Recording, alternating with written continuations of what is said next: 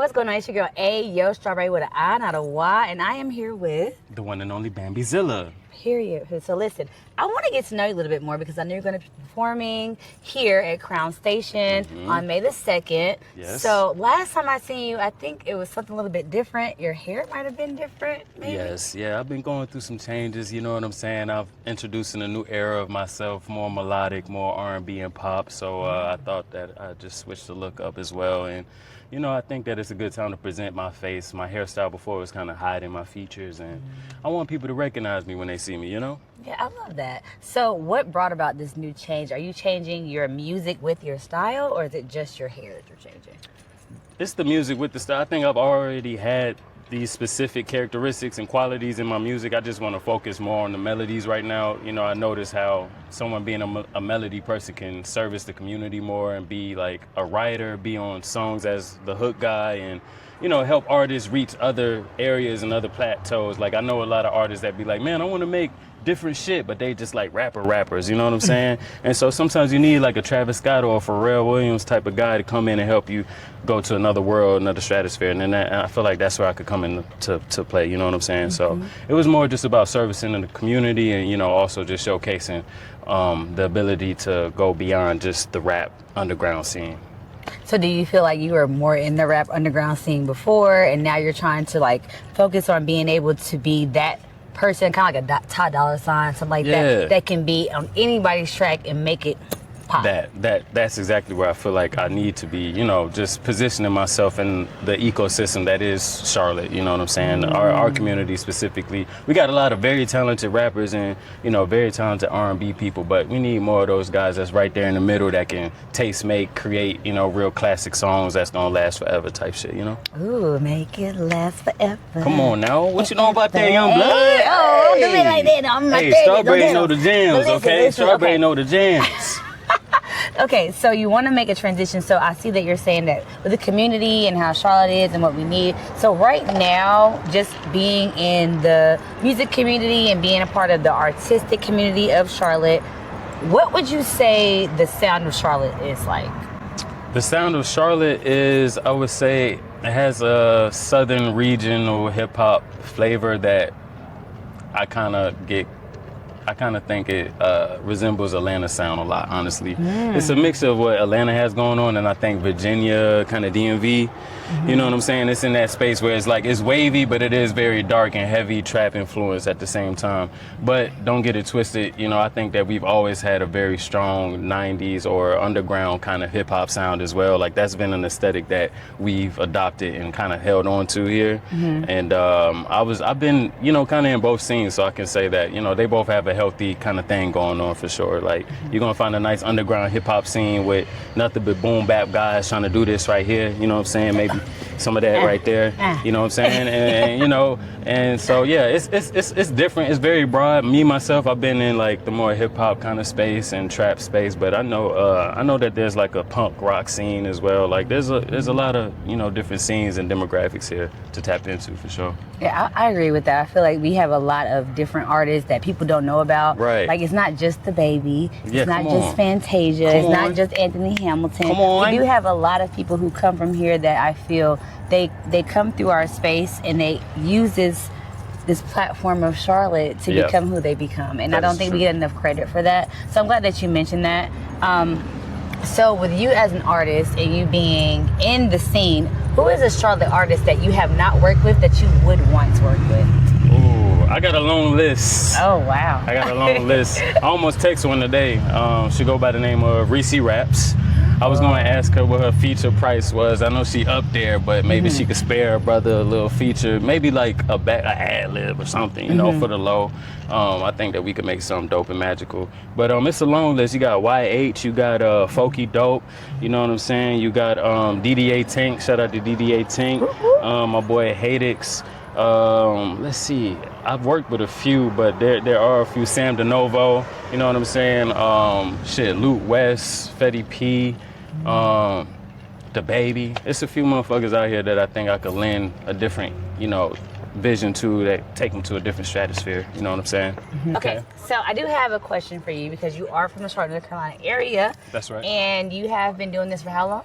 It's been about a decade and some change now. A decade. Whew. Yes. How does that feel? It feels good. It feels, for me, I felt like I've moved around a lot. I've explored the different cities and just seeing what I could learn from different types of cultures and environments. I lived in LA for some time and I came back home. So I say that to say I haven't really felt the age of 10 years because I haven't stayed super stagnant. I felt like if I would have just been here in Charlotte for 10 years straight, then I would be more like a bitter, kind of older type of guy.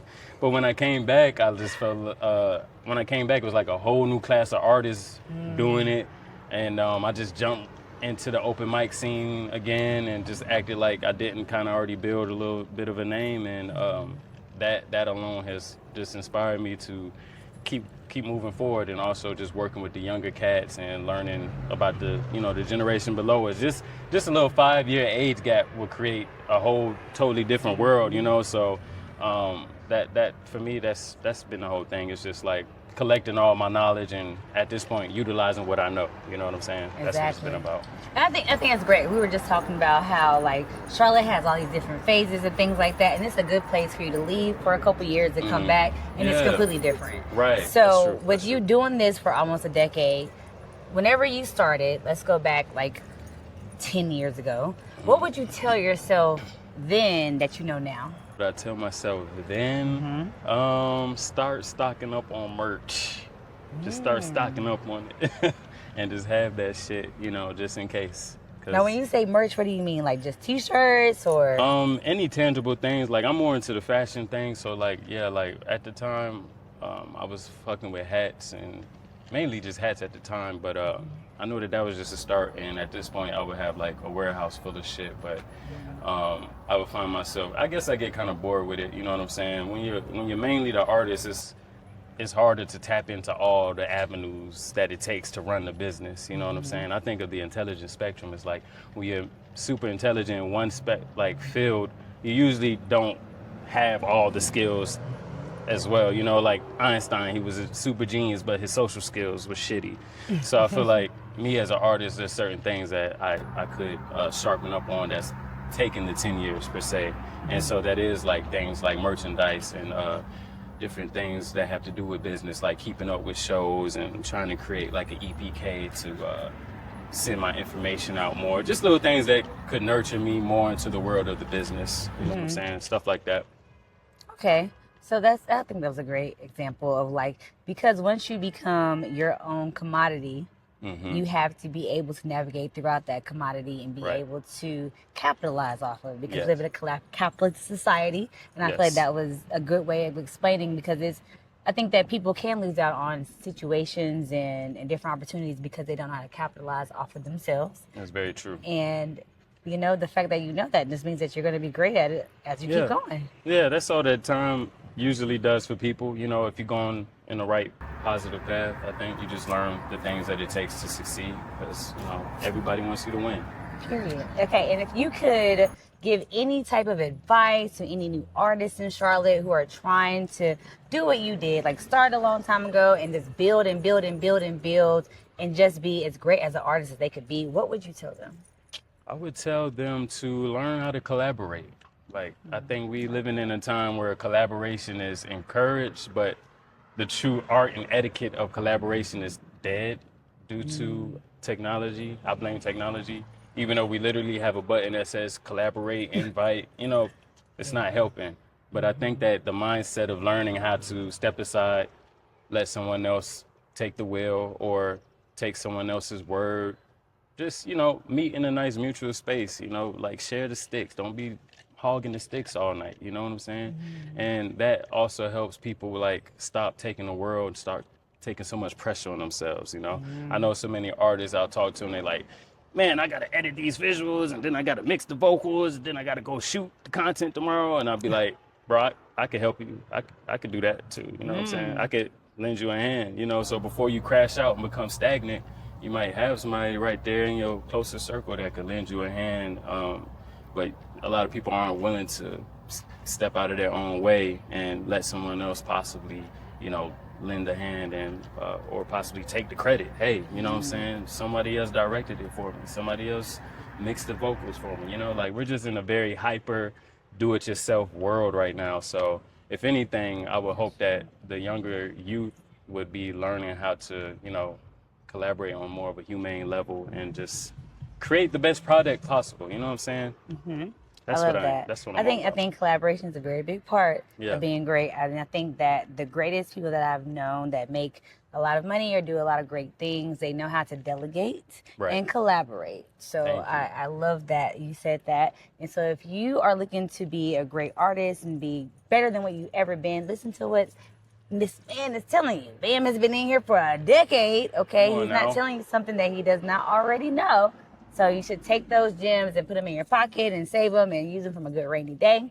The last thing I want to say to you is that I do appreciate you having this time with us. Of course. Because we want to get to know our artists. Yeah. You're just here in this great city, and many people want to know who you are and what you're about and what you do. And I think this is a great way to show people that you are an intelligent Black man in America. Well, thank you, and I appreciate you as well because you didn't have to come up here on your time off or when the show isn't even happening yet. Already doing the extra promo and stuff. Absolutely. Like that goes a long way. Like I was saying to you earlier. Disrespectful.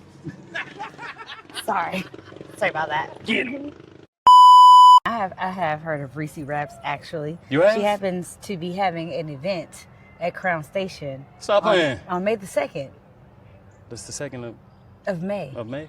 The 2nd of May. Oh, shit. From 8 p.m. to 12 a.m. if you would like to come. Is that a Saturday? I think it might be. Damn, I don't know if I don't even know if you can make it? if I can make it. Oh Yeah, my I ain't gosh. gonna lie to you. I would actually love for you to perform there. I can talk to my people, talk to their people, talk to her people. Are you serious? I might can make it happen. Just for you. Man, come on, Bam. You're Bam. Hey, I ain't gonna lie. We might make some shit shake. You know what I'm saying? Y'all heard it first. May 2nd, Saturday. Where is it at? Crown Station. Crown Station. I've been there before. You know what I'm saying? Crown Station is a very lovely place. You're gonna get yourself a nice drink, something to eat maybe, some cool people for show, a nice stage set up, beautiful women. It's a dope place to be, man. Come out to Noda. Saturday, May 2nd.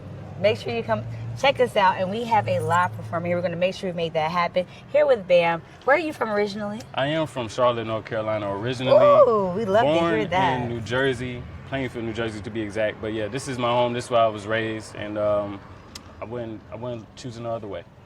Perfect. So listen, it's not often that you get a Charlotte native here. And so we have a great Charlotte native here that's going to be performing on the stage here at Crown Station. Listen, he's telling you already that he is coming with the heat, the new shit that we need here in Charlotte. So if you have not tapped in with Bam, please make sure you tap in with him and come see him perform live. Why not? Whatever you're doing Saturday, cancel it. You're going to be here at Crown Station from 8 p.m. to 12 a.m. Make sure you come check us out. We're going to have a great time here in Charlotte, North Carolina. We got to put our city on the map, baby. Let's go. And you know that. We was talking earlier off camera, and I was like, yeah, I've been knowing you for some time now, but we haven't ever really did something like this. And I think that this does help people get acquainted with the people who are running the show as well as the people who are performing. So yeah, this is just a great opportunity. So it's been fun. I'm looking forward to next weekend.